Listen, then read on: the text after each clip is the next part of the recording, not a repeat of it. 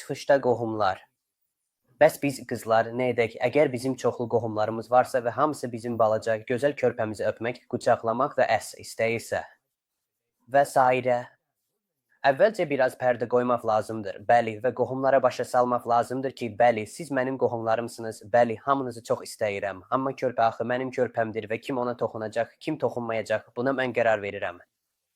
Üstəlik, bütün bu məsələlərlə bağlı tibbi əsaslarımız da var. Qrip, COVID, elə eyni zamanda karies kimi risk faktorları var ki, bunlar hətta yeni doğulmuş uşaqlara belə keçə bilər və eyni zamanda herpes kimi xəstəliklər var ki, onlar həqiqətən də çox təhlükəlidir.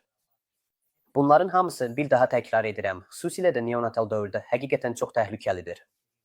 Ona görə də həmişə və həmişə böyüklər uşağınıza yaxınlaşanda əsas nəzarət nöqtəsi olmalıdır.